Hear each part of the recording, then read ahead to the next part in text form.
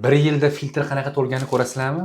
Men ito har 3 oyda tozalab turaman buni. No уже tozalab уже 1 yil bo'ldi, yetib keldi. HEPA filtri, buni almashtirish kerak. Akstiklar o'zim uyimdagi. Hozir ko'ramiz qanaqaligini. Bu 62 kvadratgacha mo'ljallangan, ichida ultrafioletli, eng zaharli aks. Bu 3 oy oldin tozalangani, уже 1 yil yetib keldi, chunki уже men ko'ryapsizlar, tozalagandan уже ma'no yo'q. Bu ichida ultrafioletlari bor, ahvol. Bu ito tozalanganligi. Tasavvur qilib, 1 yil umuman tozalamasanglar, buni tozalash usullari ham bor, videolari. Hozir buni mana yangisini qo'yamiz, mana farqini ko'ryapsizlar. Bu bilan buni. Men domda turaman, uyda ortiqcha hidlar ko'p, yosh bolalarim bor uyda, garshok, pampers, yog'li ovqat degan narsa bor ana. Yana ham ko'rsating.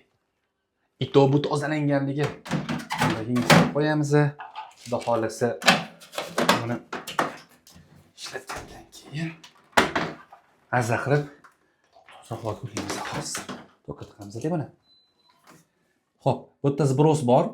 Filtrga zbros bersanglar bo'ladi yangilangandan keyin. Rejimlarni yoqamiz-da. Zbros datchigi bor. Zbrosni bosib turasizlar.